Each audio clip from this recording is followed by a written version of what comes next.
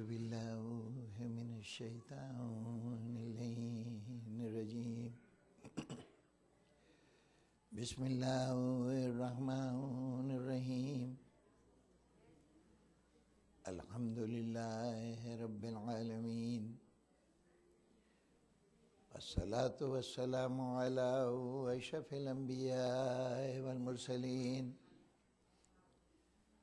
وعلى آلہ وعترتہ واہل بیتہ الطیبین الطاہرین المعصومین اما بعد فقد قال اللہ تعالی وتبارکہ فی محکم کتابہ المبین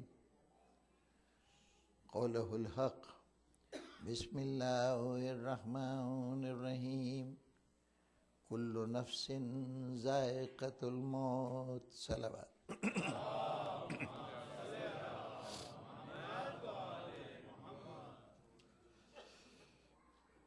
سامعین محترم، حیات انسانی کے مشاہدوں میں، زندگی میں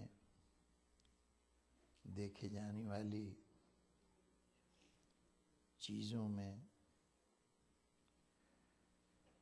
بہت سے مناظر ایسے ہیں کہ جن کے حقیقت پر واہمے کا گمان کیا جا سکتا ہے، انہیں درست ماننے کے ساتھ ساتھ ان کے غلط ہونے کا امکان بھی موجود ہوتا ہے، لیکن ایک سچائی ایسی ہے کہ جس سے انسان خواہش کے باوجود نہ اس کے وجود سے انکار کر سکا، نہ اس کے حقیقت ہونے سے انکار کر سکا۔ اگر قرآن مجید اللہ کی طرف سے آنے والی کتابیں نہ بھی کہتی کہ دنیا میں آنے والے ہر شخص کے لیے موت کا مرحلہ ہے، تب بھی انسان جانتا تھا، دل سے چاہے نہ مانے لیکن اس حقیقت سے انکار کرنے کی جرات نہیں تھی کہ بہر صورت موت آ کر رہے گی۔ آدم سے دم تک، اس وقت تک کوئی بھی ایسا فرد نظر نہیں آیا کہ جو موت سے دوچار نہ ہوا ہو، جو آج زندہ ہے یقین ہے کہ کل نہیں رہے گا۔ ایسے مرحلے پر ذہن انسانی ایک سوال کرتا ہے کہ پروردگارا، تو نے زندگی دی، ہم وجود نہیں رکھتے تھے، وجود تیرا عطا کردہ، اس وجود کو زیور حیات سے سجانا تیرا کام، اور پھر اس زندگی سے بے پناہ محبت بھی عطا کرنا تیرا کام تھا۔ ابھی سن شعور نہیں تھا، ابھی عقل و خرد پروان نہیں چڑھی تھی، ابھی تعلیم و تربیت کا مرحلہ نہیں آیا تھا، اس وقت بھی کوئی اندر سے کہتا تھا کہ زندگی بڑی اچھی چیز ہے، موت بڑی ناپسندیدہ چیز ہے۔ شیرخوار بچے کو اگر کسی پانی کے ٹب میں اتارنے کی کوشش ہے تو وہ غیر تربیت یافتہ، غیر تعلیم یافتہ، بظاہر کسی بات کو نہ سمجھنے والا بچہ بھی اپنے جسم کو جہاں تک ممکن ہے اکڑانے کی کوشش کرتا ہے کہ اس پانی میں اسے خوف محسوس ہوتا ہے کہ زندگی ختم نہ ہو جائے۔ تو پروردگارہ، جب تو نے زندگی بنائی تھی، ہمیں عطا کی تھی، ہمیں اس سے محبت بھی عطا کی تھی، تو پھر آخر موت کیوں؟ جب بنایا تھا تو پھر رہنے دیتا، اور اگر یہ وقت آنا ہی تھا کہ زندگی چھن جانی تھی تو پھر دینے کی ضرورت کیا تھی؟ یہ حیات نہ ملتی تب کیا فرق پڑتا؟ پروردگارہ، اگر یہ لینے کی چیز تھی تو دینے کی چیز نہیں تھی، اور اگر دیا تھا تو لینے کا جواز نہیں بنتا۔ وہ کون سا سبب ہے کہ جس کو تو نے خلق کیا وہ موت سے بھی آشنا ہو، موت سے بھی دوچار ہو؟ کہیں ایسا تو نہیں کہ تو نے انسان کو جو کچھ بنانا چاہا تھا جب وہ بن کے تیار ہوا تو وہ ویسا نہیں تھا جیسا تو چاہتا تھا؟ نقش بنایا ہے نقاش نے، لیکن بننے کے بعد احساس ہوا کہ یہ تو اس معیار کا نہیں جیسا میں چاہتا تھا، اس لیے اس کو مٹا دیا جائے۔ پروردگارا، ہمارے بنائے ہوئے نقش اتنے ایسے ہوتے ہیں کہ ہم ان کو مٹانے کی سوچیں، لیکن تیرا تو نقش اول وہ تھا کہ اس جیسا پھر دوبارہ بن نہ سکا۔ جو تیری پہلی تخلیق ہے وہی کمال کے اس مقام پہ فائز ہے کہ وہ کمال اپنی جگہ پہ بے مثال ہے۔ تو کوئی مشق کا محتاج نہیں تھا، تو کسی پریکٹس کا، کسی ایکسرسائز کا محتاج نہیں تھا اپنی تخلیق کے لیے۔ جو کچھ بھی بنایا، جب بھی بنایا، کامل بنایا۔ تیرے بنائے ہوئے میں نقص ہونے کا امکان نہیں تھا۔ اس لیے یہ سوچنا کہ تو بنا کے یوں بگاڑ دیتا ہے کہ ویسا نہیں بنا جیسا بنانا چاہتا تھا، یہ بات ہماری تصویر کشی میں تو ہو سکتی ہے، تیرے بنائے ہوئے نقش میں نہیں ہو سکتی۔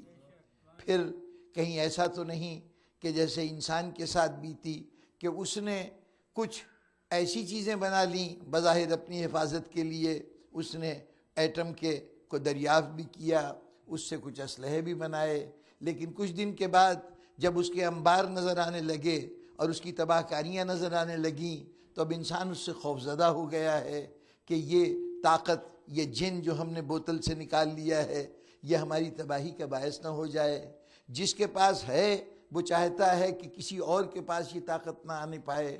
خود اپنے بنائے ہوئے سے خوفزدہ ہو گیا ہے انسان۔ یہ کس دہشتناک چیز کو تخلیق کر بیٹھا؟ کہیں ایسا تو نہیں کہ تو نے انسان کو تخلیق کیا، انسان کی ترقی دیکھ کے اسے اپنی خدائی خطرے میں نظر آ رہی ہو، اس لیے کہتا ہے کہ یہ ختم ہو جائے؟ یہ گمان ہو سکتا ہے کہ وہ خوفزدہ ہو گیا انسان کی اس بڑھتی ہوئی تعداد سے، اس کی بڑھتی ہوئی قوتوں سے، اور اس کی وجہ سے چاہتا ہے کہ اب اس کے اوپر موت مسلط کر دی جائے۔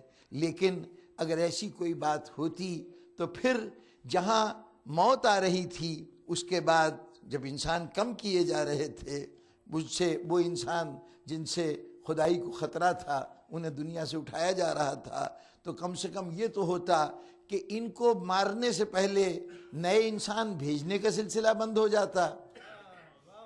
اگر انسان کا وجود اس ذات احدیت کے لیے کسی اعتبار سے بھی ایک سوالیہ نشان بن جائے، خطرہ بن جائے، تو پھر اس کے لیے یہی بہتر تھا کہ کم سے کم انسان کی تخلیق رک جاتی اور اس کے بعد جو موجود ہوتے ان میں سے بھی ان کو موت سے دوچار کرتا۔ لیکن ادھر بلاتا بھی جا رہا ہے، ادھر بھیجتا بھی جا رہا ہے۔ کسی اعتبار سے دونوں عمل کا توازن یہ بتاتا ہے کہ یہ دونوں عمل اس کے سوچے سمجھے منصوبے کا حصہ ہیں، وہ کوئی اتفاقات کا نتیجہ نہیں ہے یا کوئی خطرہ نہیں ہے جس کے تحت مارنے کا عمل کر رہا ہے۔ تو پھر آخر یہ موت کیوں ایک ہر چند کے بے معنی تصور ہو، صاحبان عقل کے لیے بے عقلی کی بات ہو؟ لیکن یہ بھی گمان ہوتا ہے، اور یہ گمان باقاعدہ بعض لوگوں کے لیے تو فلسفہ حیات بن گیا، انہوں نے زندگی میں اس کو بطور نظریے کے قبول کر لیا کہ کہیں ایسا تو نہیں ہے کہ ہم سمجھ رہے ہیں کہ ایک خدا واحد ہے، وہی زندگی دے رہا ہے، وہی موت دے رہا ہے۔ کہیں ایسا تو نہیں ہے کہ دو خدا ہوں، ان میں سے ایک کا کام زندگی دینا ہو، ایک کا کام موت دینا ہو؟ یعنی ایک بناتا جا رہا ہے اور دوسرا بگاڑتا چلا جا رہا ہے۔ امکان تو ہو سکتا ہے نا، سوچنے کا حق تو ہے کہ اگر یہ ہمیں ہر جگہ یہ نظر آ رہا ہو اور ویسے بھی زندگی میں تضادات نظر آتے ہیں، تو وہ انسان یہ سوچ سکتا ہے کہ ایک روشنی دیتا ہے، دوسرا اندھیرا مسلط کر دیتا ہے، ایک خوشی دیتا ہے، دوسرا غم سے دوچار کر دیتا ہے، ایک زندگی دیتا ہے، دوسرا موت سے دوچار کر دیتا ہے۔ گمان ہو سکتا تھا، لیکن بزرگان محترم پہلی بات تو یہ ہے کہ اگر کوئی مارنے والا ہے، کوئی مارنے والا ہے اور وہ زندگی کو ختم کرنے پہ تلا بیٹھا ہوا ہے، تو مارنے کے لیے ضروری یہ ہے کہ کوشش کرے کہ جن کے حیات کے کمزور لمحے ہوں ان کے اوپر وہ پہلے حملہ آور ہو۔ کسی دشمن کو ختم کرنا ہو، کسی دشمن سے ٹکرانا ہو تو تلاش ہوتی ہے کہ کون سا اس کا ویک پوائنٹ ہے، کہاں سے اٹیک کیا جائے۔ تو جو موت کا خدا ہے وہ یہ دیکھے کہ زندگی کہاں کمزور پڑتی ہے، تو ایسی صورت میں بچہ کمزور ہوتا ہے، موت اس وقت آتی۔ جوانی میں طاقت ہوتی ہے، اس وقت موت ہرگز نہ آتی۔ بڑھاپا کمزوری ہوتا ہے، اس میں موت آتی۔ لیکن موت کبھی آتے ہوئے یہ نہیں دیکھتی کہ جس کی طرف جا رہی ہے وہ صحت مند ہے یا بیمار ہے، وہ جوان ہے یا بچہ ہے، وہ طاقتور ہے یا کمزور ہے۔ تو جب موت ہر ایک کے پاس آتی ہے اور بغیر دیکھے ہوئے آتی ہے کہ یہ کس کیفیت میں ہے، تو اس کا مطلب یہ ہے کہ موت کسی ایک فرد کا الگ کام نہیں ہے اور زندگی الگ کام نہیں ہے۔ اور پھر منطقی طور پر اگر ایک خدا ہو کہ جو صرف زندگی دیتا ہو، اس کے پاس زندگی ہے دینے کے لیے، اور ایک وہ ہے جو صرف موت دیتا ہو، اس کا کل سرمایہ موت ہے، تو جو موت دے رہا ہے وہ خود بھی تو وجود رکھتا ہے، وہ موجود تو ہے نا، وہ موت دینے کی اہلیت رکھتا ہے۔ تو پہلے سوال یہ کہ اس کو زندگی کس نے دی؟ اگر زندگی کا اختیار دوسرے خدا کے پاس ہے تو پھر اس کو زندگی کس نے دی جو موت بانٹ رہا ہے؟ ماننا پڑے گا کہ یہ کوئی ایک ہی ذات ہے جو دونوں نظاموں کو چلا رہی ہے۔ تو جب نہ اسے کوئی خوف ہے انسان سے، نہ وہ اس تخلیق کو بنانے کے بعد اس کے اوپر پشیمان ہے کہ یہ غلط بن گیا، نہ اس دو خدا ہیں، تو پھر سوال اپنی جگہ پہ باقی رہا کہ موت کیوں؟ یہ موت کا جواز کیا رہ جاتا ہے جب یہ صورتحال ہو؟ تو سامعین محترم، یہ سوال جو اس وقت ہمارے ذہن میں ہے، آپ کے ذہن میں ہے، یہ سوال کوئی آج کا سوال نہیں ہے، یہ انسانیت ہر لمحے سوچتی رہی۔ یہ کارمان حیات اپنے حسن و جمال کے ساتھ، اپنے آب و تاب کے ساتھ اپنے سفر کو جاری رکھتا ہے، اور اس میں جب موت آتی ہے تو ہر لمحے یہ سوال اٹھتا ہے کہ پروردگارا، آخر یہ کہانی ادھوری کیوں رہ گئی؟ یہ سفر ناتمام کیوں رہ گیا؟ یہ منزل تک پہنچنے کی آرزو دم کیوں توڑ گئی؟ یہ کیوں موت آ گئی؟ تو یہ ہر دور کا سوال ہے، یہ کوئی آج ہمارے ذہن کے پیداوار سوال نہیں ہے کہ موت کیوں۔ اب ایک شخصیت تھی، نام تھا جابر ابن حیان، جناب امام جعفر صادق علیہ السلام کے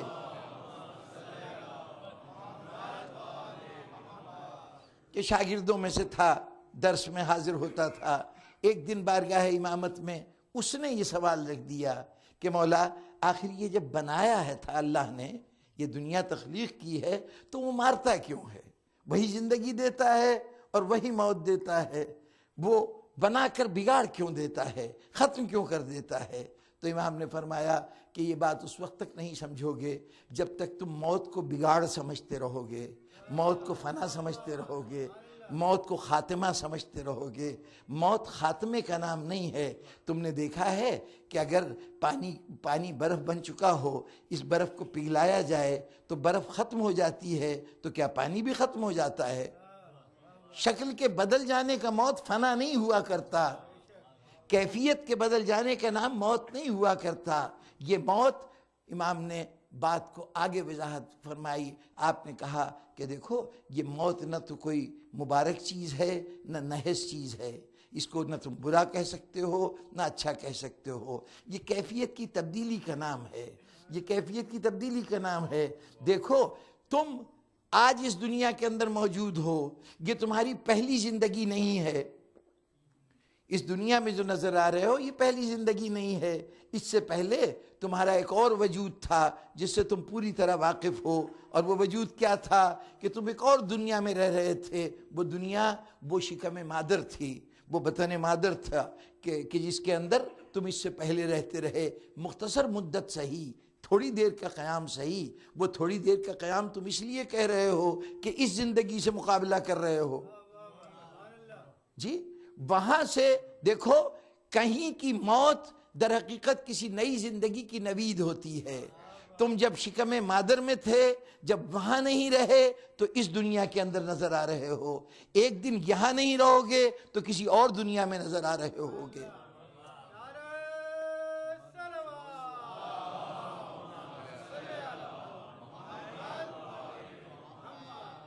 وہ بھی تو حیات کی ضرورت تھی، وہاں بھی تو تمام زندگی کی ضرورتیں تھیں، وہاں تمہیں غذا بھی چاہیے تھی، وہاں تمہیں ہوا بھی چاہیے تھی، سب کچھ وہ چاہیے تھا جو زندگی کو قائم رکھنے کے لیے درکار ہے، لیکن اس دنیا سے تمہارا کوئی تعلق نہیں تھا۔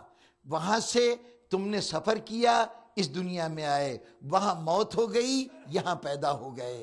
اب یہاں سے قبر کی تہوں میں اتارے جاؤ گے تو یہ نہ سمجھو کہ فنا ہو جاؤ گے، یہاں موت ہوگی، کسی اور دنیا میں جا کے پیدا ہو جاؤ گے۔ اور اس کے ساتھ ہی امام نے ارشاد فرمایا کہ یہ تم دیکھ رہے ہو کہ جب تم یہ نقل مکانی کرتے ہو تو ہر سفر پہلے سے بہتری کی طرف قدم ہوتا ہے۔ اگر تم اس دنیا میں تھے تو وہاں پر کیفیت یہ تھی کہ تمہاری قوتیں انتہائی محدود، تمہاری نقل و حرکت بہت محدود، یعنی شکم مادر میں رہتے ہوئے وہاں پر کہاں جنبش کر سکتے تھے؟ ایک کہیں کروٹ بدل لیا تو سمجھے، یعنی سمجھنے کا تو سوال ہی نہیں تھا، کروٹ بدل لیا تو سمجھ لیا، یعنی یہ محسوس ہوا کہ ہاں بھائی زندہ ہے، سلامت ہے۔ کل اتنی سی حرکت اس کے وجود کی علامت ہوا کرتی تھی۔ وہاں پہ تھے تو زندگی بڑی مختصر سی تھی، وہ مختصر میں نے عرض کیا کہ اس لیے تھی کہ اس زندگی سے مقابلہ ہو رہا ہے، ورنہ جو وہ اس وقت زندگی گزار رہا ہے وہ تو یہی اگر اس کو احساس دیا جائے، شعور دیا جائے تو وہی سمجھے گا کہ میں نے مکمل زندگی گزاری، یعنی جو مدت قیام کی ہے وہ پوری گزاری۔ لیکن جب اس نے اس زندگی سے اس کا مقابلہ کیا، قبلہ ادھر تشریف لائیے،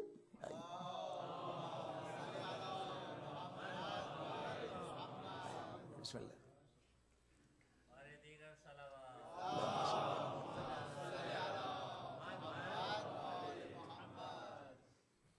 اگر اس زندگی کو اسی کے حوالے سے دیکھیے تو وہاں تو مدت حیات پوری کر کے آیا ہے، لیکن جب اس زندگی سے مقابلہ کیا تو کہاں وہ 9 مہینے کا قیام، کہاں یہ اتنی طویل زندگی اس کے مقابلے میں، یہ لگا کہ اس کے مقابلے میں تو یہ زندگی ہمیشہ کی باقی رہنے والی زندگی ہے۔ جس نے 9 مہینے کی حیات کو کل حیات سمجھا تھا، اس کے لیے یہ 70 سال کی عمر، 80 سال کی عمر، 90 سال کی عمر، یہ تو لامتناہی عمر ہو گئی، نہ ختم ہونے والی عمر ہو گئی۔ بس بزرگان محترم، ایک تبدیلی شاید اس کے بعد بھی آئے، لیکن یہ خیال رہے کہ جب اس زندگی سے اس زندگی میں قدم رکھیں گے تو جب اس کی حیات کا مقابلہ اس سے کریں گے تو ہم کہیں گے یہاں کی زندگی فانی تھی، وہاں کی زندگی باقی ہے۔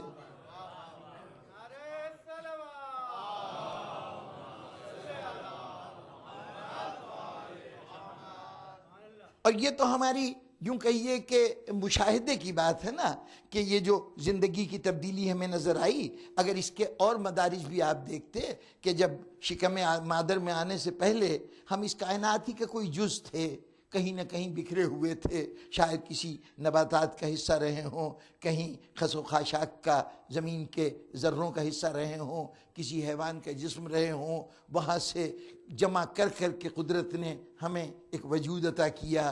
اب جب تک وہ بکھری ہوئی کیفیت تھی تو وہ بھی تو ایک وجود کی صورت تھی، اس وجود کی صورت سے ایک منظم، مربوط، ایک سمٹی سمٹائی، بنی بنائی زندگی کی صورت ملی۔ وہ زندگی کے مقابلے میں شکم مادر کی زندگی کہیں افضل و اعلیٰ تھی، اس کے مقابلے میں یہ چلتے پھرتے ہاتھ پیر، یہ زمانے بھر کی وسعت، اس کے اندر ہماری قوتیں، ان قوتوں کا بھرپور اظہار، اس نے بتایا کہ وہ تو زندگی انتہائی بے بسی کی زندگی تھی جو ہم نے شکم مادر میں گزاری، اصل زندگی تو یہ ہے، اب یہاں محسوس کر رہے ہیں۔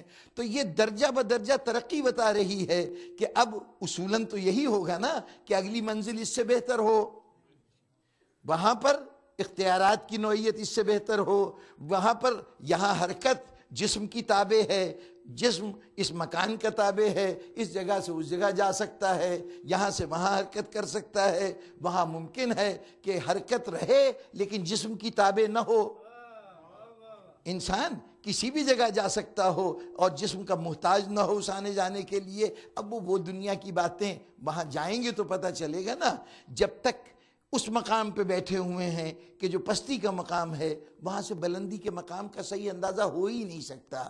قیاس کیا جا سکتا ہے، بس ہم اپنے طور پر سمجھتے رہیں کہ اس سے بہتر ہوگی، لیکن کتنی بہتر ہوگی، کیا بہتر ہوگی، اس کا اندازہ لگانا مشکل ہے۔ یہ مشاہدے میں بات شامل ہے کہ ہر نئی زندگی پچھلی زندگی سے بہتر ہوتی ہے، تو اب جو آخری زندگی ہے اس کے مطابق، آخری یعنی اس کے بعد کی زندگی ہے، اس کے لیے ہم سوچ سکتے ہیں کہ وہ اس سے بہتر ہوگی۔ لیکن اگر منطقی طور پر دیکھیں تو اس کے لیے ایک لاجیکل بیس بھی بنتی ہے، اس لیے کہ پروردگار عالم نے انسانیت کے ساتھ اپنا رشتہ جو بتایا ہے، اس کائنات کے ساتھ جو رشتہ بتایا ہے، وہ رشتہ ہے ربوبیت کا رشتہ۔ الحمدللہ رب العالمین، وہ عالمین کا رب ہے۔ رب کے معنی کیا ہے؟ پالنے والا، پرورش کرنے والا۔ پرورش کرنا کیا ہوتا ہے؟ کسی کو پرورش کرنا، کسی کو پالنا کیا ہوتا ہے؟ پالنا کسی کو تعلیم دینا، تربیت دینا، زندگی کے آداب سکھانا، زندگی کی مشکلوں سے عہدہ برا ہونا، یہ سب پرورش کے ذیل میں آتا ہے۔ پرورش کا مطلب صرف غذا دے دینا تو نہیں ہے نا، اس کی عادات و اطوار بنانا، اس کے کردار بنانا، اس کی شخصیت بنانا۔ اب پرورش کا ایک لازمی مفہوم یہ ہوتا ہے، کسی کو تربیت دینے کا، کسی کو پالنے کا بنیادی مفہوم یہ ہوتا ہے کہ جس حالت میں اس کے حوالے کیا جا رہا ہے، اس حالت سے اس کی بہتر حالت ہو جائے گی۔ اب یہاں مجھے نہیں معلوم کہ کیا طریقہ کار ہے، لیکن ہمارے یہاں جو پرانے مستری صاحبان ہیں، یہ گاڑیاں وغیرہ ٹھیک کرتے ہیں، تو جو چاہتے ہیں کہ ان کے بچے کو بھی یہ فن آ جائے، روزگار کا طریقہ ہوگا، تو وہ استاد کے حوالے کر دیتے ہیں کہ بھئی اس کو سکھایا کرو کہ یہ کیسے گاڑی کے امراض کو دور کیا جاتا ہے۔ سال بھر لڑکا استاد کے ساتھ رہا، 2 سال رہا، 3 سال رہا، 3 سال کے بعد خود میری گاڑی خراب ہو گئی، تو میں نے کہا کہ بیٹے ذرا سے یہ گاڑی ٹھیک کر دو۔ اس کی سمجھ میں نہیں آ رہا کہ اس گاڑی کے پرزے کیسے کھولے جاتے ہیں، کیسے بند کیے جاتے ہیں، خرابی کیا ہے۔ تو ہم جا کے استاد سے پوچھیں گے آپ نے 3 سال میں کیا سکھایا اس کو؟ جی، سکھانے کا، تربیت دینے کا بنیادی مطلب یہ ہے کہ جیسا تھا اس سے بہتر ہو جائے۔ جو صلاحیتیں اس کے اندر قدرت نے پوٹینشل کے طور پر پیدا کی ہیں، وہ ایکچول بن کے سامنے آ جائیں، وہ صفات، اس کی امکانات جو ہیں وہ حقیقت بن جائیں۔ یہی کام ہے نا تربیت کا۔ تو اب انسان کے اندر اللہ نے نہ معلوم کتنی خوبیاں، کتنے صفات رکھے ہیں۔ اب ربوبیت کا تقاضا یہ ہے کہ اگر وہ رب ہے، وہ ہماری پرورش کر رہا ہے، وہ ہماری تربیت کر رہا ہے، تو ہمارے اندر کی وہ صلاحیتیں ابھرتی چلی جائیں۔ اور یہ ہمیں نظر آتا ہے کہ انسان اپنی زندگی کے مختلف مدارج میں جو اس کی باطنی خوبیاں ہیں وہ دن بدن اضافہ ہوتی چلی جاتی ہیں۔ دنیا میں آئے تھے، ہاتھ پیر میں اتنی طاقت بھی نہیں تھی کہ قدم چل سکتے، غذا کو اٹھا کے خود اپنے منہ میں ڈال سکتے، سوچنے سمجھنے کا سوال نہیں تھا۔ لیکن جیسے جیسے وقت گزرتا گیا، ادھر فکر بھی جوان ہوتی گئی، ہاتھ پیر بھی طاقتور ہوتے چلے گئے۔ وہ صلاحیتیں جو موجود تھیں لیکن ان کا اظہار نہیں ہوا تھا، وقت کے ہر لمحے نے اس صلاحیت کو نمایاں کر دیا۔ اب اگر اس کائنات میں آپ دیکھیے تو مسلسل ارتقاء کا عمل جاری ہے۔ جو چیز پہلے کمزور تھی وہ طاقتور ہو جاتی ہے، پہلے ناقص تھی کامل ہو جاتی ہے۔ اس کا مطلب یہ ہے کہ پروردگار عالم کی ربوبیت ہر نئے لمحے کو ایک نئے پیغام، نئی بہتری کی صورت میں انسان کے سامنے رکھتی ہے۔ تو یہ بہتری کا آنا یہ بتا رہا ہے کہ جب مسلسل انسان کے ارتقاء کا عمل جاری ہے، کوئی لمحہ نہیں ہے جو پچھلے لمحے سے بہتر نہ ہو نظام قدرت میں۔ وہ اپنے احساسات کی بات رہنے دیجئے، وہ الگ بحث ہے کہ ہم کبھی رنج و غم محسوس کرتے ہیں اور کہتے ہیں یہ لمحہ تو میری زندگی کا مشکل ترین لمحہ ہے۔ نہیں، وہ جو باطنی صلاحیتیں ہیں ان کے سامنے آنے کی صورت یہ ہے کہ ہر لمحے وہ صلاحیتیں سامنے آتی رہتی ہیں اور اگلا لمحہ پہلے لمحے سے بہتر ہو جاتا ہے۔ آج اپنے بچپن کی قوتوں کا آپ موازنہ کیجئے اپنی اس وقت کی قوتوں سے، بچپن کے عقل و فہم کا موازنہ کیجئے۔ جب بھی کہیں بات ہوتی ہے کسی مسئلے میں تو ہم کہتے ہیں اس وقت تو ہم ناسمجھ تھے، ہمیں یہ بات نہیں آتی تھی، اب پتہ چلا یہ بات ایسے ہے۔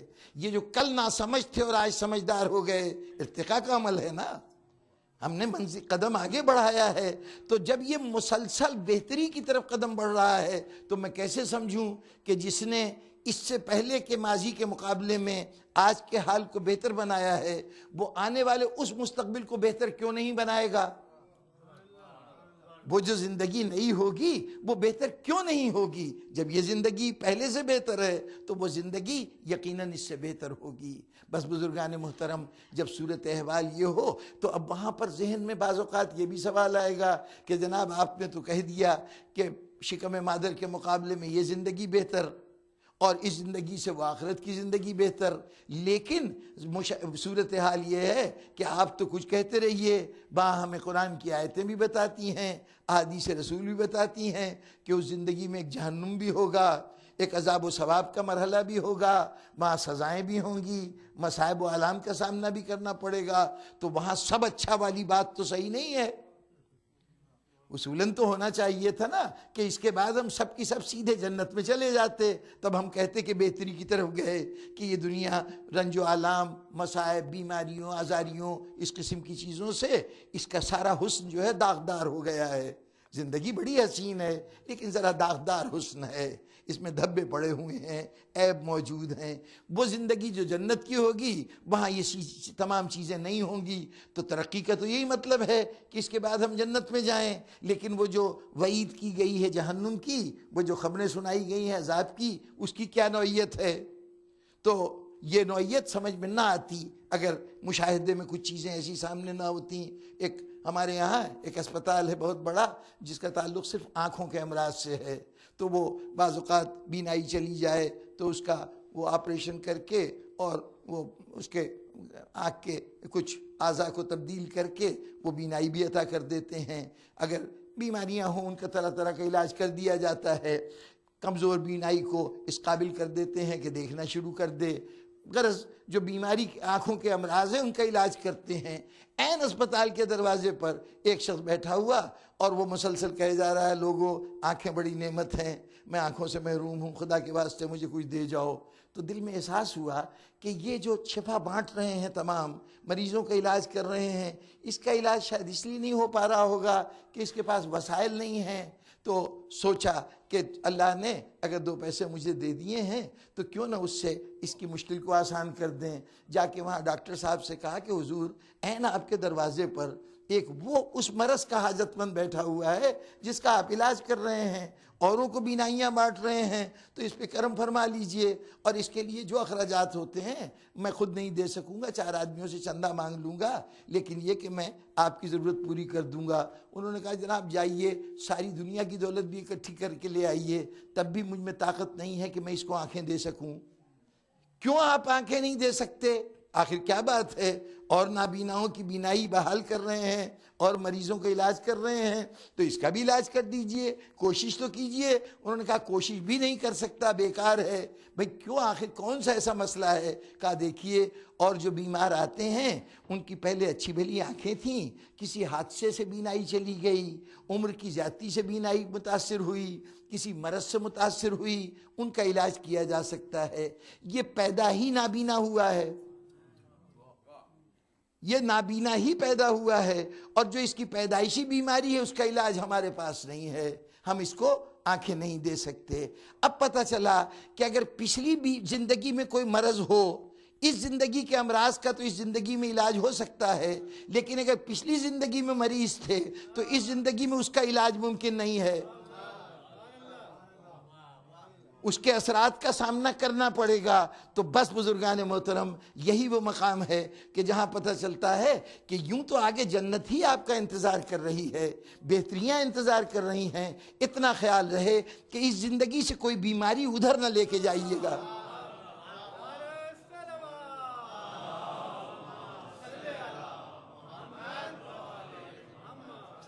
بس جو بیماری یہاں سے جائے گی اس کا علاج کوئی نہیں ہے۔ یہاں یہ بھی سمجھ میں آتا ہے کہ جناب یہاں گناہ تھوڑا سا کیا تھا، وہاں ہمیشہ اس کی سزا بھگتتے رہیں گے۔ اکثر یہ خیال آتا ہے نا کہ صاحب اب ہم نے 60 سال کی زندگی گزاری، 70 سال کی زندگی گزاری، اس میں گناہ کم کیے، سوچا زیادہ، یعنی حسرتوں کی داد مل رہی ہے کہ اب جس جہنم میں جا کے ڈالا گیا ہے وہ جہنم، وہ ہم فیہا خالدون، اس میں ہمیشہ ہمیشہ رہو گے۔ وہاں پر اب مستقل رہو گے. بھائی عارضی سا گناہ تھا, ایک دفعہ پیر ذرا سے پھسل گیا تھا, ایک غلطی سرزد ہو گئی تھی, اس کی سزا اتنی دائمی, بظاہر تو ظلم نظر آتا ہے, لیکن جناب والا شکم مادر میں کہیں آکسیجن کی کمی تھی, کہیں کوئی اور صورتحال پیدا ہوئی تھی جس سے یہ کیفیت ہوئی کہ آنکھیں نہ بن سکیں اس طرح جیسے بننی چاہیے تھیں. لیکن اب جتنی زندگی ہے وہ اس لمحے کی ایک غلطی کا یا اس لمحے کی ایک صورتحال کا سامنا پوری زندگی وہ کرتا رہے گا. یہ نابینا پن ہمیشہ چلتا رہے گا. یہ کوئی ناانصافی نہیں ہے. یہاں کی بیماری اپنے اثر کے اعتبار سے دائمی ہو جائے گی جب وہاں پہنچو گے. تو بس اتنا خیال کر لو کہ یہاں سے جاتے ہوئے کوئی بیماری لے کے نہ جانا, اور خیال رہے کہ یہاں پر جسم کی بیماری وہاں پہ کام نہیں آئے گی. گیا کیا ہے؟ روح ہی نکلی ہے نا, اس جسم سے روح نکلی ہے. تو اب اس کے بعد کی زندگی روحانی زندگی ہے. تو دیکھنا جو بیماری ساتھ جائے گی وہ یہ نہیں کہ تم لنگڑے تھے تو لنگڑے رہو گے, تم لولے تھے تو لولے رہو گے, نابینا تھے تو نابینا رہو گے. نہیں, یہ تو جسم کی بیماریاں تھیں, یہ اس جسم کے ساتھ یہیں رہ گئیں. یہ دیکھنا کہ روح کوئی داغ لے کے نہ جائے, روح کوئی بیماری نہ لے کے جائے. اور روح کی بیماریوں میں کفر ہوگا, روح کی بیماریوں میں شرک ہوگا, روح کی بیماریوں میں غیبت ہوگی, روح کی بیماریوں میں دوسروں کی حق تلفی کرنے کا احساس ہوگا. یہ وہ چیزیں ہیں کہ جو تمہارے ساتھ اس زندگی میں بھی جائیں گی. اب یہ تمہارا اپنا اس زندگی کا عمل تھا جو وہاں پہ جہنم بن گیا. اللہ نے تو تمہارے لیے جنت بنائی تھی, اس نے تو اس کی ربوبیت کا تقاضا یہ تھا کہ تم جنت میں پہنچتے. لیکن اب اگر تم نے کوئی ایسا کام کیا ہے کہ جس کی وجہ سے روح داغدار ہے تو اب تیار رہو کہ اس منزل میں تمہیں ایک ایسی صورتحال کا سامنا کرنا پڑے گا جہاں یہ بیماری تمہیں اذیت دے گی.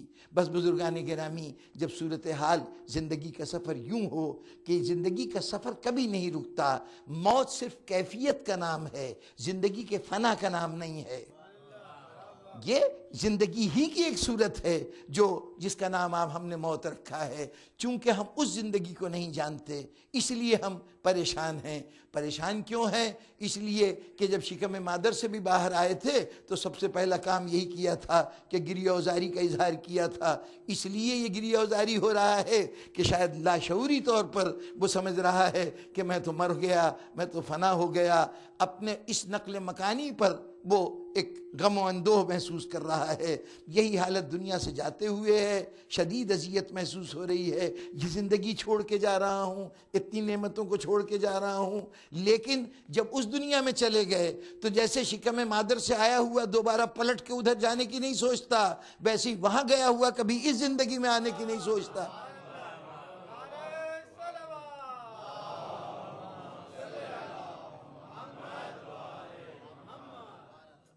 کوئی تو دنیا دیکھی ہے, کچھ تو نظر آیا ہے, کچھ ایسی رانائیاں نظر آئیں اس بات کی دنیا میں کہ وہ واپس آنے کا تصور نہیں کر سکتا. اس لیے اب یہ نہ سمجھیں کہ موت فنا ہے, مٹ جانا ہے, ختم ہو جانا ہے. جی نہیں, حیات کا تسلسل جاری ہے, صرف کیفیت بدل رہی ہے.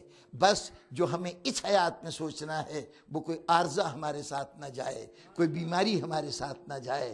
بس یہی بنیادی مقصد پیش نظر ہو تو وہ موت جو ہم سمجھ رہے ہیں کہ فنا ہے وہ نئی زندگی کا دروازہ ہے. جناب رسالت مآب صلی اللہ علیہ وآلہ وسلم نے فرمایا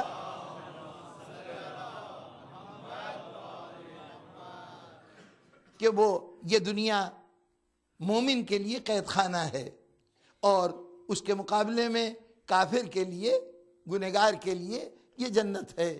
جب دنیا سے جانے کا وقت ہوتا ہے تو مومن خوشی خوشی موت کو گلے لگاتا ہے اور اس کے مقابلے میں جو کافر ہے اس کے لیے سخت اذیت ہوتی ہے. یہ خوشی خوشی گلے کیوں لگاتا ہے اور اس کو اذیت کیوں ہوتی ہے؟ جناب والا, آپ کے لیے تو یہ مشاہدہ عام ہے. بہت سے ہمارے بھائی بیچارے وطن سے اس نیت سے نکلے کہ ہم جا رہے ہیں خوشحالیوں کو گلے لگانے, بھلائی کے راستے کو اپنانے, نعمتوں کا اضافہ کرنے زندگی میں. وہاں سے نکلے اس انداز سے تھے کہ یہ بھی پرواہ نہیں کی کہ کوئی قانونی صورت ہو جائے اس ملک میں آنے کی, یا آئے تو قانونی صورت میں تھے, اس کو یہاں طول دے کر خود غیر قانونی بنا لیا. اب اس قابل نہیں ہیں کہ وہاں جا سکیں. یہاں آپ کے ہاں آئے ہوئے لوگوں کا جانا ذرا نسبتاً مشکل ہوتا ہے، لیکن جو ہمارے یہاں سے اٹھتے ہیں مڈل ایسٹ کے کسی ملک میں جاتے ہیں کمانے کے لیے، تو اب سال بھر کے بعد ایک صاحب کو انہوں نے کہا کہ صاحب میری کمپنی میں چھٹیاں ہو رہی ہیں، میں گھر جا رہا ہوں، بڑے بڑے خوش بازاروں میں جا کے عزیزوں کے لیے تحفے خرید رہے ہیں کہ یہ میں وہاں پہ دوں گا، اپنے وطن عزیز جاؤں گا۔ وہاں ایک صاحب منہ لٹکائے بیٹھے ہوئے ہیں، پوچھا بھائی تمہیں بھی تو آئے ہوئے سال بھر ہو گئے، تم بھی چلو وہاں پر۔ اب ہوا کیا کہ وہ آ تو گئے تھے، نہ یہاں پہ کوئی جاب ملی، نہ کوئی کام کیا، جو پیسے وہاں سے لے کے کسی سے قرضہ مانگ کے لائے تھے، گھر کا اثاثہ بیچ کے آئے تھے، وہ سب ختم ہو چکے ہیں اور یہاں سے کچھ کمایا نہیں ہے۔ اب خالی ہاتھ جائیں تو کیا منہ دکھائیں؟ وہ جو تحائف لے کے جا رہا ہے وہ تو خوش و خرم میں جانے کے لیے، یہ پریشان ہے کہ میں کیا لے کے جاؤں گا۔ چنانچہ اس کے لیے جانے سے زیادہ خوشی کی بات کوئی نہیں، اور اس کے لیے جانے سے زیادہ تکلیف دہ بات کوئی نہیں۔ جس مقصد سے آیا تھا، جس مقصد کے لیے اتنی قربانیاں دی تھیں، اس مقصد کے حصول کے لیے کیا کیا؟ اگر وہ مقصد حاصل ہو گیا ہے تو خوش وطن واپس جائے گا، مقصد حاصل نہیں ہوا تو اس کے لیے جانا ایک عذاب سے کم نہیں ہوگا، کوشش کرے گا نہ جاؤں، رک جاؤں، اللہ پھر موقع دے مجھے تو اس کے بعد کچھ کما کے پھر جاؤں گا۔ بس یہی صورتحال اس زندگی کی ہے بزرگان محترم۔ اللہ نے کچھ مقاصد دے کے بھیجے تھے، یوں ہی بیکار نہیں پیدا کیا تھا۔ جس نے ان مقاصد کو حاصل کر لیا وہ تو تیار ہے کہ جلد از جلد امتحان کا موقع ہے، ہماری کی گئی کارگزاریاں دیکھی جائیں اور اس کے بعد جو انعام ملنا ہے انعام مل جائے، جو صلہ ملنا ہے مل جائے۔ لیکن جو بیچارہ اس زندگی میں اپنے مقصد وجود میں کامیاب نہیں ہو سکا، وہ کیا منہ لے کے دوسری دنیا میں جائے؟ جی وہ پریشان ہے کہ کیا لے کے جائے۔ اگر وہ کچھ کما لیا ہوتا جس کے کمانے کے لیے آیا تھا تو جاتے ہوئے خوشی محسوس ہوتی، لیکن وہ چونکہ نہیں کمایا تو اس لیے جانے کے قابل نہیں رہا ہے۔ بس سامعین محترم، یہی وہ مدارج و مراحل ہیں، لیکن بڑا مشکل تھا کہ اس دنیا میں اپنے آپ کو تمام بیماریوں سے محفوظ رکھتے، آخرت میں کوئی بیماری نہ لے کے جاتے۔ لیکن اللہ نے کچھ دوائیں ایسی ہوتی ہیں کہ جو بہت سے امراض کے لیے ہمارے ہاں تو بہت عام ملتی ہیں، کہ اس سے دماغ کو بھی تقویت ملتی ہے، دل بھی قوی ہو جاتا ہے، بلڈ پریشر کی بھی اصلاح ہو جاتی ہے اور خون کی کمی بھی دور ہو جاتی ہے۔ بیک وقت متضاد قسم کے اثرات رکھنے والی دوائیں ہوتی ہیں، ہمیں نہیں معلوم کہ قصے کہانیاں کی باتیں ہیں، خدا کرے کہ امراض سے محفوظ رہیں، ایسی دواؤں کی ضرورت نہ پڑے۔ لیکن یہ کہ سنا ضرور ہے کہ یہ آب حیات کا قطرہ ہے، گویا کہ یہ دوا کھا لی آپ نے تو سارے مرض دور ہو گئے۔ ہمیں نہیں معلوم کہ ایسی کوئی دوا ہوتی ہے کہ نہیں، لیکن اللہ کے ہاں ایسی دوا ہے۔ اس کے ہاں ایک ایسی دوا موجود ہے، تم کسی بیماری کے شکار ہو، اس کے ہاں کی بیماریاں دوسری ہیں، یہی روح کی بیماریاں ہیں نا۔ کوئی بیماری ہو، کوئی خطا ہو گئی ہو، کوئی کوتاہی ہو گئی ہو جو روح کے لیے عذاب بن رہی ہو، جو اذیت کا باعث ہو رہی ہو، تو پریشان نہ ہونا، تمہارے لیے ایک دوا ہم نے بنائی ہے۔ کتنی بری حالت کیوں نہ ہو، بالکل اپنے کو قریب المرگ سمجھ رہے ہو، قریب المرگ کیا ہوگے، یہی سمجھ رہے ہو کہ اب ہم جہنم کے ایندھن ہو سکتے ہیں، جنت کی تو ہوا بھی ہمیں محسوس نہیں ہوگی، تو کہا دیکھو یہ قطرہ کھا لو، پی لو اس دوا کا، انشاءاللہ تمہاری ساری پریشانی دور ہو جائے گی۔ پروردگارہ وہ کون سی دوا ہے جو ہمیں ہر بیماری سے نجات دلا دے؟ کہا ایک فقط توبہ ہے کہ اگر وہ کر لو تو تمہارے سب پچھلے بیماریاں دور ہو جائیں گی۔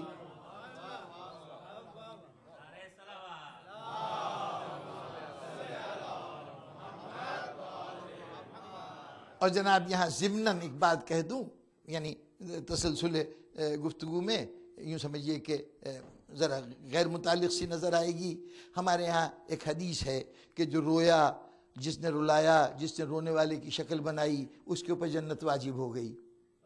جی یہ حدیث آتی ہے۔ اب اس حدیث پر بعض اہل نظر اعتراض کرتے ہیں کہ صاحب یہ کیا بات ہوئی، ارے ذرا اس کا کردار دیکھیے، اس کا چال چلن دیکھیے، تھوڑی دیر کے لیے مجلس میں آ کے بیٹھا تھا، چند آنسو بہا دیے ہیں تو اس کے نتیجے میں اس کے لیے اوپر جنت واجب ہو گئی۔ تو پہلا تو جواب اس کا یہ ہے کہ جناب والا توبہ کرنا کتنا لمبا کام ہے، توبہ کا کام کتنی دیر کا ہے، ایک لمحے کی بات ہے نا۔ اگر ایک لمحے سے زندگی کے سارے گناہ ختم ہو سکتے ہیں تو ایک آنسو میں بھی یہ صلاحیت ہوگی۔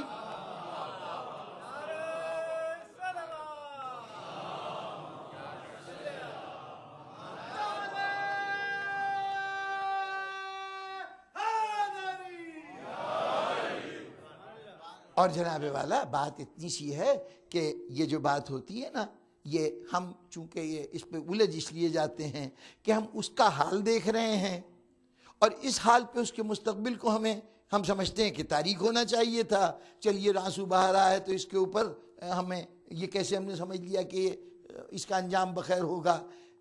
آپ اس کے صرف ظاہر کو نہ دیکھیے، حال کو نہ دیکھیے، یہ آنسو بتا رہے ہیں کہ اس کے اندر قبولیت کی ایک صلاحیت موجود ہے۔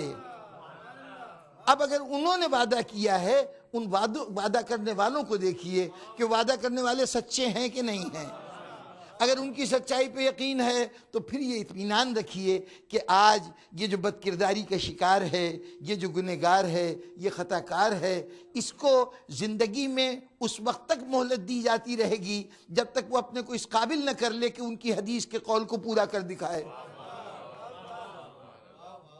دیکھیے، اگر کسی راہگیر کو اس کے کسی عمل کے جواب میں یہ کہہ دیا جائے کہ جا تیری ماں تیرے غم میں بیٹھے، تجھ پہ افسوس کرے، یہ جملہ کہہ دیا جائے، اس کا مطلب یہ ہے کہ موت کی خبر دی جا رہی ہے، اور موت کی خبر بھی ایسی ہے کہ جو دنیا کو مضطرب کرے، دنیا کے دلوں میں درد پیدا کرے۔ خیال رہے کہ موت کی بھی اقسام ہوتی ہیں، جس کے مرنے سے دنیا والے خوش ہوں وہ سمجھ لیجئے کہ کوئی بد نصیب تھا، کوئی ایسا خطا کار تھا کہ جس کے لیے کسی کی آنکھ میں آنسو نہیں ہیں، اور جس کے لیے دنیا روئے، اس کا مطلب یہ ہے کہ کچھ نہ کچھ دنیا کے ساتھ اس نے نیک عمل کیا ہوگا نا، جس کی یاد اس کو تڑپا رہی ہے۔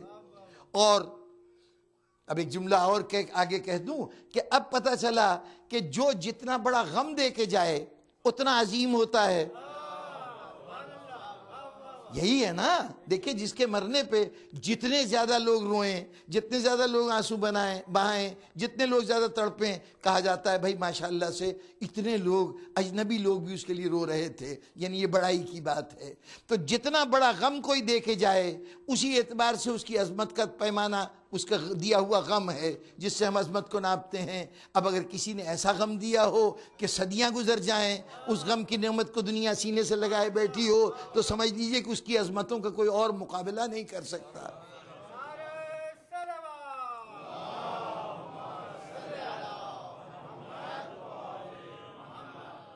تو یہ کہنا کہ جا تیرے غم میں تیری ماں بیٹھے، تیرا سوگ منائے، اظہار غم کرے، اس کا مطلب یہ ہے کہ تیری موت وہ نہ ہو کہ جس پہ دنیا خوش ہو، تیری موت وہ ہو جس کے اوپر دنیا افسردہ ہو، غمزدہ ہو۔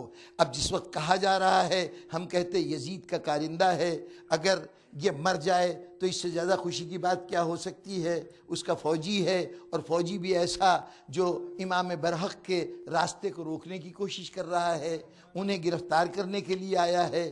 جرم اتنا بڑا ہے، دعا یہ ہے کہ تو جائے تو دنیا تیرے لیے آنسو بہائے۔ لیکن امام کی دعا نے بتایا کہ تم ابھی کو مت دیکھو، انتظار کرو کہ جانے سے پہلے کیا اس کا رخ بدل گیا تھا کہ نہیں بدل گیا تھا۔ ہر کا راستہ تبدیل ہو گیا تھا نا، تو جب بدلنے کے لیے ایک لمحہ کافی ہے، تو کیا پتا کہ جس سے کہا ہے کہ اس نے رونے کی شکل بنائی ہے، یا اس نے آنسو بہائے ہیں، یا اس نے لوگوں کے آنکھوں سے چند آنسوؤں کا خراج لیا ہے، تو یہ سب کی سب جنتی ہیں۔ تو اس کا مطلب یہ ہے کہ یہ دنیا سے نہیں اٹھیں گے جب تک اپنے کردار کی آلودگیوں کو دور نہ کر لیں، اپنی بیماریوں کا علاج نہ کر لیں۔ جب وہاں پہنچیں گے تو تمام نیکیوں کے ساتھ پہنچیں گے۔ بس سامعین محترم، اس مقام پہ پہنچا ہوں تو مجھے ایک واقعہ یاد آ گیا، اور یہی واقعے پہ گفتگو کو ختم کروں گا کہ جب ان کی عطا ہوتی ہے تو نہ معلوم کون کون بھٹکے ہوئے لوگ ان کو اچانک راستہ نظر آ جاتا ہے۔ دل میں قبولیت کا جذبہ ہونا چاہیے۔ یہ جو مجلسیں ہوتی ہیں، یہ جو آپ حضرات یہاں اظہار غم کرتے ہیں، یہ سمجھتے ہیں کہ صاحب ہمیں اہل بیت سے محبت ہے۔ یہ محبت آپ نے پیدا کی ہے اپنے دلوں میں۔ ظاہر آنکھوں میں آنسو آتے ہیں تو جذبہ محبت کے ہی نتیجے میں آتے ہیں، لیکن یہ محبت ہماری پیدا کردہ ہے۔ محبت کے لیے تو آپ کا قاعدہ قانون یہ ہے کہ محبت کی نہیں جاتی، ہو جاتی ہے۔ تو جب کی نہیں جاتی، ہو جاتی ہے، تو یہ ہماری محبت جو ہے آل محمد سے، یہ بھی ہو گئی ہوگی نا، ہم نے نہیں کی ہوگی۔ ارادے کے ساتھ نہیں کی ہے، ہو گئی ہے۔ اگر ہو گئی ہے تو پھر اس میں ہمارا دخل کیا ہے؟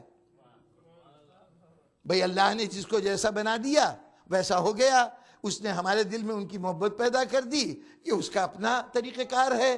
جن کو اس نے محبت سے محروم رکھا ہے ان کا کوئی جرم نہیں ہے، جن کو محبت سے سرفراز کیا ہے ان کے فخر کی کوئی گنجائش نہیں ہے، اس لیے کہ یہ تو وہ عطا کر رہا ہے نا نعمت، محبت تو اس کی عطا کردہ ہے نا، کوئی میں نے کما کے تو نہیں جمع کی ہے، میں نے کوششوں سے تو نہیں محبت کی ہے۔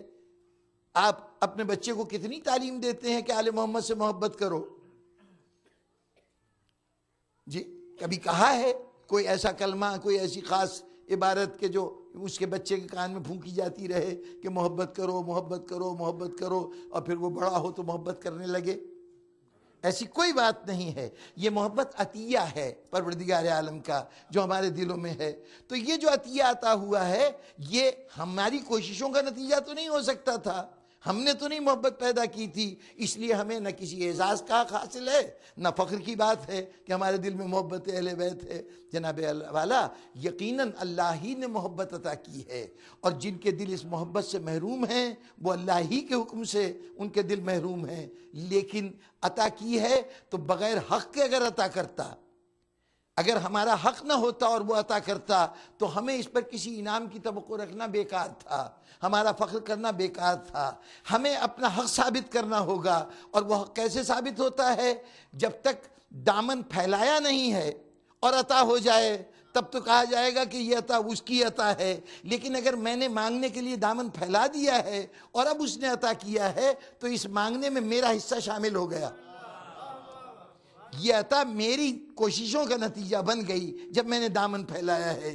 یہ جو آپ مجلس میں آتے ہیں، یہ جو فرش اعضا پہ بیٹھے ہیں، یہ سب دامن پھیلا کے بیٹھے ہیں۔ پروردگارہ ہمارے دل میں محبت آل محمد سے آبادی پیدا کر دے، ان دلوں کو روشن کر دے، بس یہ تمنا ہوتی ہے۔ آپ کی تمنا دیکھتا جاتا ہے، جتنی طلب بڑھتی جاتی ہے اس کی طرف سے عطا بڑھتی چلی جاتی ہے۔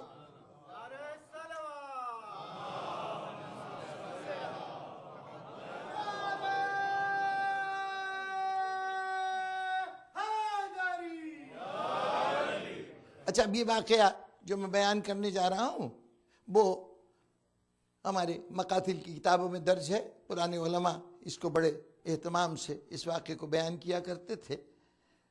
واقعہ اس مرحلے کا ہے کہ جب امام حسین علیہ السلام زین سے زمین پہ تشریف لائے۔ اب کیفیت یہ ہے کہ آپ فرش خاک پہ بیٹھے ہیں، اپنے اللہ سے لو لگائے ہوئے ہیں، حیات ظاہری کے آخری لمحات ہیں۔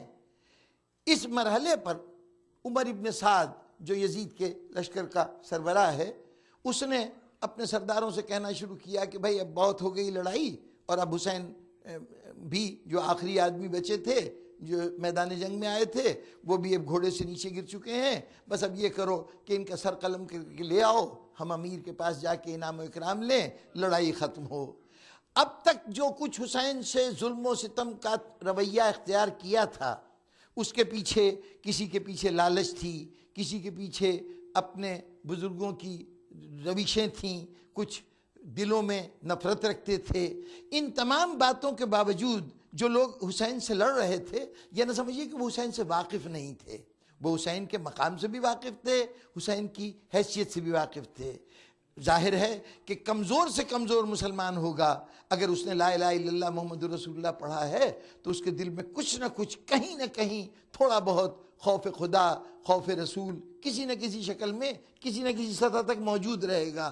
یہ اور بات ہے کہ کوئی جذبہ اتنا شدید ہو کہ وقتی طور پر وہ اندر کی چھپی ہوئی وہ جو روشنی کی کرن ہے وہ باہر نہ نکل سکے، اسے پتہ نہ چل سکے۔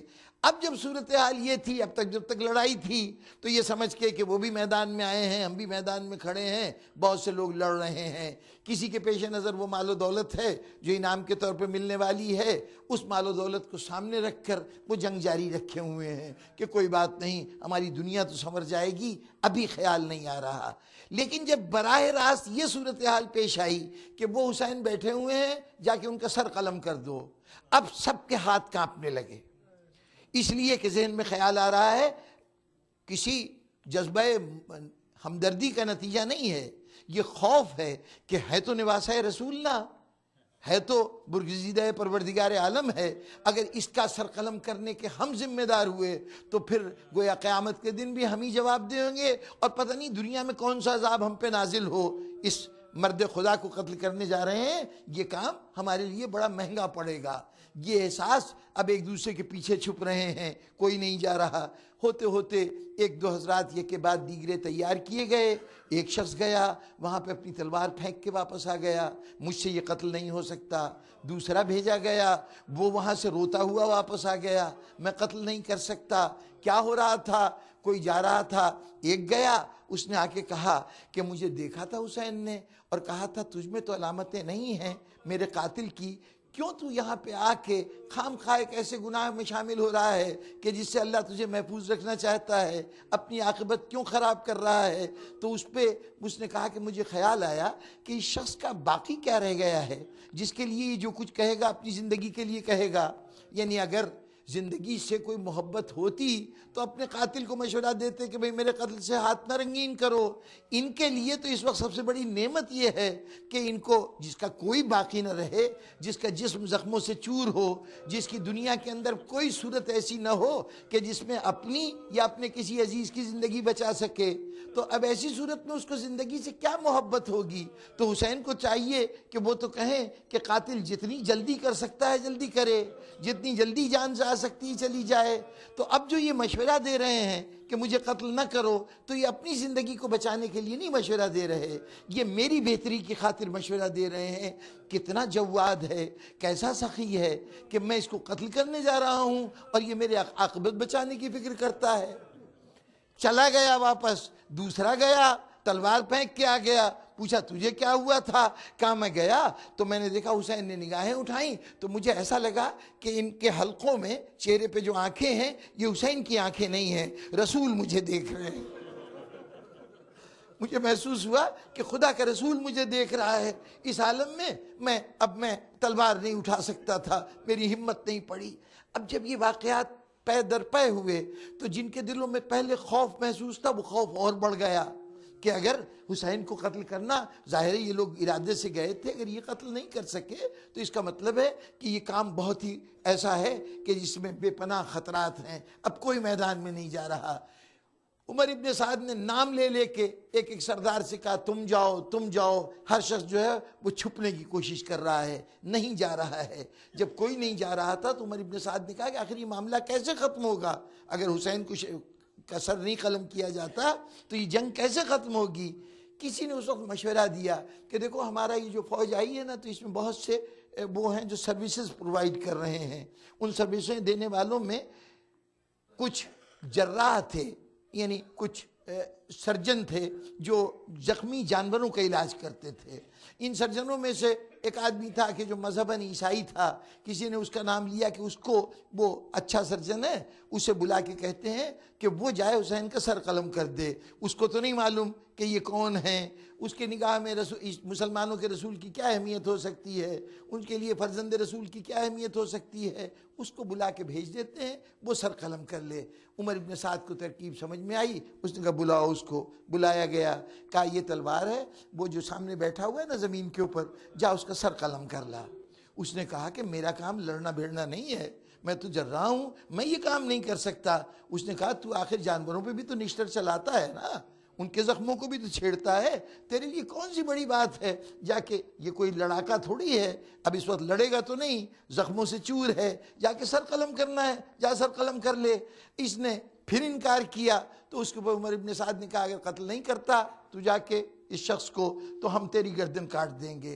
اب بیچارہ کیا کرتا، ہاتھ میں تلوار لے کے چلا، دل میں سوچا کہ صبح سے لڑائی جاری ہے، اس کے باپ، اس کے بھائی کو مارنا تھا انہوں نے مارا، اس کے بیٹے کو مارنا تھا انہوں نے مارا، اس کے دوستوں کو مارنا تھا انہوں نے مارا، اس کو مارنے کے لیے مجھے کیوں کہہ رہے ہیں، یہ مجھے کیوں مجبور کر رہے ہیں؟ اب ذہن میں سوچتا چلا جا رہا ہے، دیکھیے کہ نیکی کس طرح سے آواز دے کے اپنی طرف بلاتی ہے۔ چلتے چلتے ایک دم خیال آیا، ہو نہ ہو یہ شخص کوئی بے گناہ ہے، یہ بے گناہ ہے جس کے قتل سے کوئی ہاتھ نہیں رنگنا چاہتا۔ بے خطا ہے۔ اب یہ خیال آیا تو کہا اچھا یعنی بے گناہ کے قتل سے میرا ہاتھ رنگین ہوگا، میں بے جرم و خطا اس کے قتل کا ذمہ دار بنوں گا۔ چنانچہ اب گیا تو امام کی بارگاہ میں پہنچا، جا کے کہنے لگا کہ اے شیخ میں آیا تو اس لیے ہوں کہ تیرا سر قلم کروں، لیکن میں کیا کروں کہ میرا دل بار بار دھڑک رہا ہے، یہ بتا کہ آپ ہیں کون؟ کچھ تو اپنا تعارف کرائیے، مجھے پتہ چلے کون ہے آپ۔ امام اس وقت اپنے بارگاہ ایس ڈی میں، یوں سمجھیے کہ حسین اس بارگاہ میں حاضر ہے جس میں علی حاضر ہوتا تھا تو پیروں سے تیر نکل جائے تو اس کی توجہ نہیں ہوتی تھی۔ اس مرحلے پر امام حسین نے کوئی جواب نہیں دیا۔ اب اس نے سوچا کیسے میں اس سے پوچھوں کہ یہ کون ہے؟ کہا دیکھ تجھے واسطہ ہے اس جوان کا جس کے لاش پہ تو اس طرح گیا تھا جیسے کوئی اندھا آدمی اندھیرے میں راستہ ڈھونڈتا ہو، مجھے بتائیے آپ کون ہیں؟ امام نے پھر جواب نہیں دیا، کچھ اور واسطے دیے، جب کوئی جواب نہیں دیا اچانک نظر پڑی دور خیمے کا پردہ ہل رہا تھا۔ کہا آپ کو واسطہ ہے اس بیوی کا جو خیمے میں پردے کے پیچھے کھڑی ہوئی ہے، مجھے بتائیے آپ کون ہیں؟ حسین نے ایک مرتبہ سر اٹھایا، کہا تم مسلمانوں کے رسول سے واقف ہے؟ اس جملے نے اس کی زندگی میں ایک ہلچل پیدا کر دی کہ یہ جانتے ہیں کہ میں مسلمان نہیں ہوں، یہ جانتے ہیں کہ میں عیسائی ہوں۔ بارطور امام نے پوچھا مسلمانوں کے رسول سے واقف ہے؟ اس نے کہا کہ حضور زیادہ واقف تو نہیں ہوں، لیکن بس ابھی حال میں ہی مجھے پتہ چلا ہے کہ ہاں مسلمانوں کے رسول ایک محترم شخصیت تھے۔ کہا ان رسول کی ایک بیٹی تھی، اس بیٹی کا بیٹا ہوں میں، بس یہ سننا تھا۔ وہ جو تلوار لے کے آیا تھا امام کے سامنے رکھ دی، مولا اب یہ تلوار آپ پہ نہیں اٹھ سکتی، بس اللہ نے مجھے آپ تک پہنچا دیا ہے، مجھے بتائیے کہ مسلمان کیسے مسلمان ہوتا ہے، یعنی کوئی شخص کیسے مسلمان ہوتا ہے۔ امام نے اس کو اسلام کا بنیادی عقیدہ بتایا، اس نے ایمان قبول کیا۔ وہاں پہ کھڑے کھڑے بارگاہ امامت میں دولت ایمان حاصل ہو گئی۔ اب جو دولت ایمان ملی تو اس کے بعد کہا کہ مولا میرا ایک ذہن میں میرے ایک الجھن تھی، وہ الجھن بھی دور ہو گئی آپ کے پاس آ کے۔ کہا وہ کیا الجھن تھی؟ کہا میں نے رات ہی کوئی خواب دیکھا، خواب میں حضرت عیسیٰ آئے تھے، اور حضرت عیسیٰ اس طرح آئے تھے کہ ان کے ساتھ ان کے تمام حواری بھی تھے، پوری جماعت لے کے آ رہے تھے، اور آگے آگے ان کے ایک بڑی بزرگ شخصیت چل رہی تھی، وہ ادب سے پیچھے پیچھے چل رہے تھے۔ جب میرے سامنے پہنچے تو آ کے کہا کہ اے شخص تو میرے دین پہ ہے نا، میرے مذہب کا ماننے والا ہے، دیکھ کوئی ایسا کام نہ کرنا کہ میں قیامت کے دن ان مسلمانوں کے رسول کے سامنے شرمندہ ہو جاؤں۔ کہا رات کے بعد آنکھ کھل گئی اور میں مسلسل سوچ رہا ہوں کہ مجھے کس کام سے روکا جا رہا ہے، میرا مسلمانوں کے رسول سے کیا تعلق ہے، لیکن اب جب پتہ چلا کہ یہ مرحلہ ہے، آپ کو قتل کرنا ہے، میں سمجھ گیا کہ حضرت عیسیٰ نے مجھے اس کام سے روکا تھا۔ نجات مل گئی۔ مولا اب جب آپ نے آخرت کی یہ منزل تک مجھے پہنچا دیا ہے تو مجھے کامیابی کی اس منزل تک بھی پہنچا دیں جس کا نام شہادت ہے۔ مولا مجھے اجازت دیجئے، میں بھی آپ پر سے جان قربان کرنا چاہتا ہوں۔ اب حسین اس وقت کیا کرتے؟ یہ اس مرحلہ وہ تھا کہ اچھا جا جو تیرے دل میں ہے کر گزر۔ وہ اٹھا وہی تلوار لے کے اور یزید کی فوج کے اوپر ٹوٹ پڑا۔ اب کوئی فوجی تو تھا نہیں، تلوار چلانے کا ڈھنگ تو نہیں آتا تھا، شاید ایک دو کے اوپر تلوار ماری ہوگی، چاروں طرف سے فوجیوں نے گھیر لیا، چاروں طرف سے اس پہ وار ہونے لگے، زخموں سے چور ہو کے گرا۔ اب صبح سے دیکھ رہا تھا کہ جو میدان میں گرتا ہے وہ آواز دیتا ہے یا آقا ادرکنی، یا مولا ادرکنی۔ سوچا شاید یہ بھی رسم شہادت کا کوئی حصہ ہوگا، یہ بھی عمل کرنا ہوگا۔ ایک مرتبہ اکھڑتے ہوئے دموں میں آواز دی یا مولا ادرکنی۔ میں اتنا کہنا تھا کہ کیا دیکھا کہ وہ جو خواب میں بزرگ آئے تھے وہ چلے آ رہے ہیں، کہہ رہے ہیں شخص میرے حسین کو آواز نہ دے، وہ زخموں سے چور ہے، میں خود تجھے لینے کے لیے آیا ہوں، میں تجھے خود جنت تک پہنچانے کے لیے آیا ہوں۔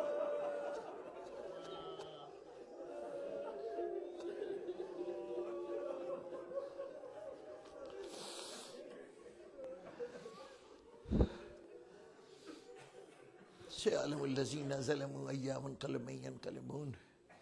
رب العالمین ہماری اس عبادت کو قبول فرما، ہماری کوتاہیوں اور خطاؤں سے درگزر فرما۔ یا اللہ ہماری روح کو اتنا پاک و پاکیزہ کر دے کہ ہم آخرت میں جائیں تو اس دنیا کی کوئی بیماری ہمارے ساتھ نہ ہو۔ یا اللہ ہمیں توبہ کا وہ اعزاز عطا فرما کہ جو گناہوں کو ختم کرنے کا ذریعہ ہے۔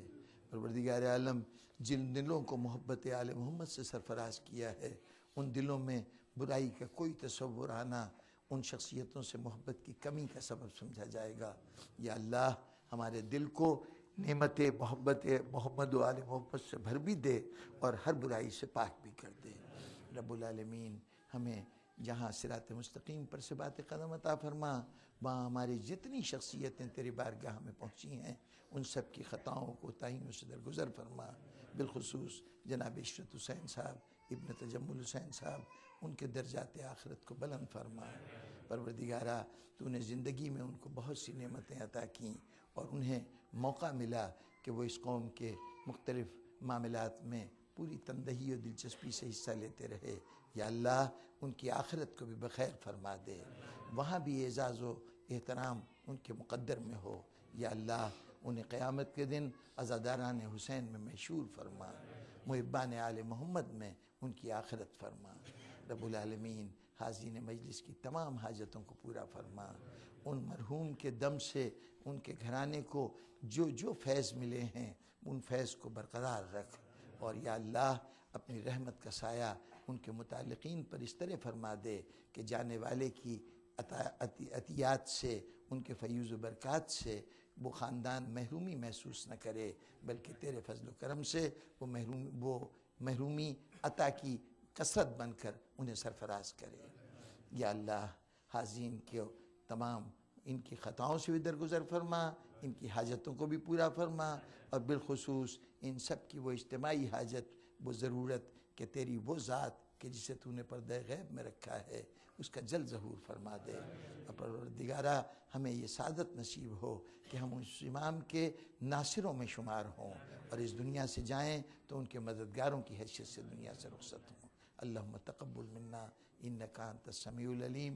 ایک سورہ فاتحہ اور ایک سورہ اخلاص مرحوم عشرت حسین صاحب کے ایصال ثواب کے لیے۔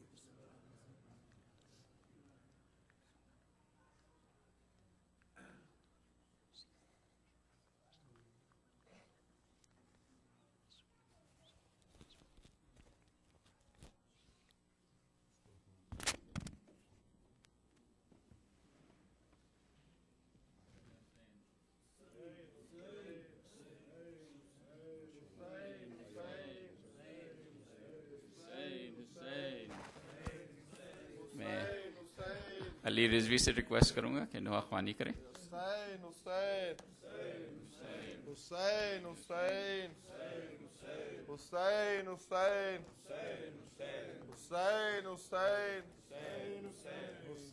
حسین حسین حسین حسین حسین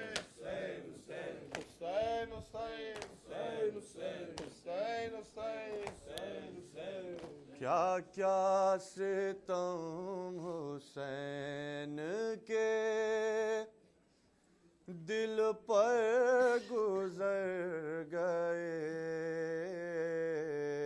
کیا کیا ستم حسین کے دل پر گزر گئے، رے اکبر گزر گئے، علی اصغر گزر گئے، کیا کیا ستم حسین کے دل پر گزر گئے، مشکل تھی راہ حق میں ہر ایک منزل وفا،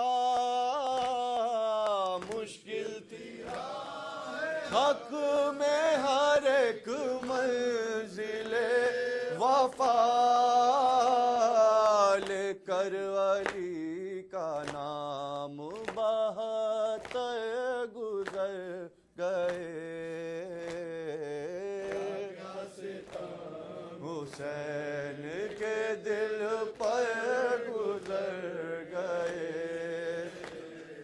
جب یاد آ گئی کبھی زینب کو کربلا، گئی کبھی زینب کو کربلا، کیا کیا نظر کے سامنے منظر گزر گئے، حسین کے دل پر گزر گئے، جب یاد آ گئی کبھی زینب کو کربلا، جب یاد آ گئی کبھی زینب کو کربلا، کیا کیا نظر کے سامنے منظر گزر گئے، ستم حسین کے دل پر گزر گئے، رے دیکھا کیے ہزاروں تماشا راہ میں، دیکھا کیے ہزاروں تماشا راہ میں، سر کو جھکائے لے پیغمبر گزر گئے، کیا کیا ستم